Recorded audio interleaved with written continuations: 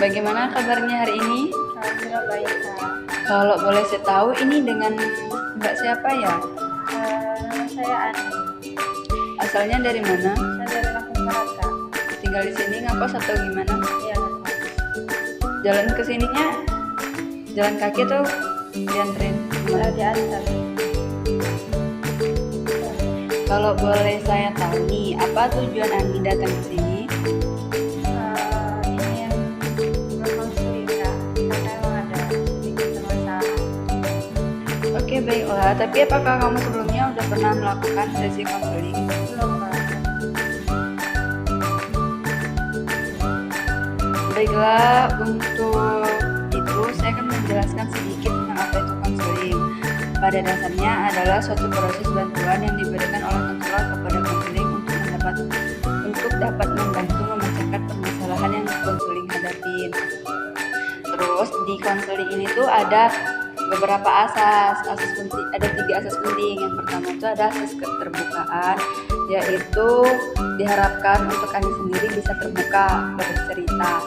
Terus yang kedua ada asas kesukarelaan, yang dimana diharapkan kalau buat Ani itu bisa sukarela gitu bercerita apa aja masalah yang Ani hadapi. Terus yang terakhir ada kerahasiaan, jadi Ani itu nggak perlu khawatir kalau mau cerita semuanya ke aku, soalnya udah pasti terjaga gitu rahasianya atau privasinya. Apakah Ani sudah paham dengan penjelasan saya tadi? Sekarang boleh kamu ceritakan apa yang bisa menjadi beban pikiran kamu selama ini gitu. Makanya kamu bisa nyampe ke sini. Sebenarnya kan Ani tadi pengen berkonseling tentang pertemanan, Kak. Karena emang dari kecil dulu aku tuh nggak pernah ada teman dekat. Biasa hanya teman tuh kayak ya udah berteman biasa aja gitu. Maksudnya kan kalau kayak orang-orang itu kan kalau berteman itu kayak cerita gitu kan. Nah jadi waktu dari SD itu sebenarnya ada pertemanan bertiga ya, Kak. Tapi ya karena udah lulus dari SD, jadi kita orang tuh sekolah tuh bisa-bisa kan, ada apa yang ada kayak SMP, MTS gitu kan. Nah jadi udah ibaratnya pertemanan juga udah nggak akur lagi gitu kan, kayak udah masing-masing gitu. Terus waktu di SMP itu ada berteman juga, cuma kalau kelas 7 itu beda kelas, kelas 8 beda lagi, kelas 9 juga beda lagi. Jadi cuman kayak berteman samanya 1 tahun, berteman samanya 1 tahun, berteman samanya 1 tahun. Jadi nggak menyatu gitu, Kak. Nggak ada kayak orang-orang itu kayak sahabat gitu kan. Nah terus waktu di SMA, dan itu baru ada kita orang tuh kayak berteman gitu, Kak. Berteman yang kayak benar-benar dekat gitu kan, kayak bisa dibilang sahabat gitu. Nah di awal itu dari awal-awal masuk SMA itu kan berlima. Nah kita orang tuh biasa aja di awal-awal kelas 10 tuh biasa aja. Tapi waktu kelas 11 karena emang kita orang tuh ikut organisasi OSIS gitu kan, akhirnya kita orang itu dekat, Kak.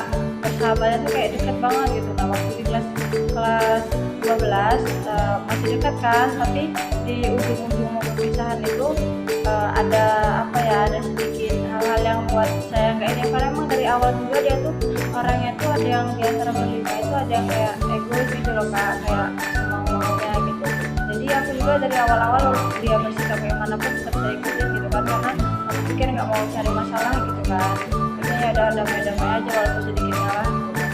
Cuma waktu mau lulus itu dia kayak memancing-mancing permasalahan gitu kan. Yaudah akhirnya aku ladenin gitu kan, Kak. Nah dari situ akhirnya pertemanan kita orang tuh udah bubar gitu kan. Nah terus di salah satu berlima itu ada yang ini, Kak, misalnya bercerita gitu, bercerita ke yang satu ini kayak begini gitu kan, mendengar ceritanya dia kayak gini, tapi dia bercerita ke orang lain tuh beda lagi, Kak. Nah terus waktu di masa perkuliahan juga bertemannya aku jadi kayak gimana ya, Kak, jadi mikirnya tuh karena sekarang dari masuknya perkuliahan kan. Nah jadi aku mikirnya kayak takut gitu loh kalau berteman, kayak jadi kayak apa ya, kayak terbayang-bayang di masa SMA. Terus kayak saya kayak nggak mau lagi gitu berteman dekat ke orang-orang gitu, kayak dulu kan kalau di SMA itu ada apa sih aku tuh pertemanan tuh kayak bercerita gitu loh, Kak. Ada salah satu hal yang buat cerita, kadang ada masalah keluarga gitu kan aku juga cerita. Nah jadi waktu di masa perkuliahannya kayak nggak berani gitu, cukup kalau berteman tuh kayak ya udah berteman cuman ayo gitu berteman biasa aja gitu kan. Jadi kayak cuman kan kata orang-orang kan kalau misalnya perkuliahan kita tuh harus ada teman yang dekat ibaratnya tempat kita walaupun apa ya bukan harus tentang kepribadian banget tapi setidaknya ada gitu kan tentang kalau mengingatkan tugas gitu kayak ya bertanya-tanya tentang itu kan. Terus berteman tuh yang jangan menganggap kita saingan gitu kan. Cuman ya di masa perkuliahan ini emang ada dari awal tuh ada teman dekat. Cuman ya cuma awalnya sih biasa aja kak kayak berteman ayo lah berteman dekat mungkin ya saya bisa berteman dekat sama dia gitu kan kayak dekat bercerita gitu. Cuman ya dia ternyata dari semakin hari ke hari kelihatan gitu kan sifat yang orangnya lumayan toksik gitu kan. Kadang kan kita tuh tiap hari tuh nggak kondisi gitu nggak baik-baik terus kan kak. Pasti ada masalah juga terus masalah kita lagi ada masalah keluarga juga. Nggak mungkin juga kan misalnya saya harus kuliah gitu kan kuliah kondisi emang nggak mood harus disenang-senengin gitu kan nggak mungkin kamunya kok dengan toksik dia yang kadang berlebihan kadang buat saya tadi juga sih kak. Jadi itu sih kak sebenarnya saya tuh kayak takut aja gitu bagaimana caranya supaya saya tuh kayak dulu tuh kalau berteman itu kadang harus gampang bercerita gitu kak tapi nggak berani dalam hal pribadi ya. Tapi kan kayak takut aja gitu berteman tuh kayak ya udah hai aja kayak saya hai aja gitu. Gimana caranya sih kak supaya saya tuh kayak gimana ya supaya diri saya tuh bisa kayak berteman itu gimana saya tuh bisa mencari teman. Aku sangat mengerti apa yang kamu rasakan. Jadi kamu takut ya buat percaya sama orang-orang yang ada di sekitar kamu. Iya kak. Sebelum aku kasih saran sama kamu, aku mau nanya beberapa pertanyaan dulu nih. Ketika kamu tidak percaya dengan orang di sekitar kamu, apa nih yang bakal kamu lakukan? Aku diam sih kak. Jadi tadi barusan ini kamu bilang kamu hanya diam kan? Apa kalau diam itu bakal nyelesain permasalahan kamu? Enggak Baik, apakah kamu sendiri tidak ingin merubah sikap itu? mau nggak berupaya tapi aku nggak tahu mulai dari mana.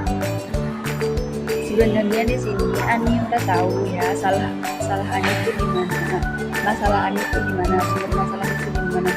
Kayak Ani itu takut kan buat percaya sama orang, kayak takut buat dikecewain lagi. Tapi di sini tadi Ani udah bilang Ani ingin merubah hal itu kan.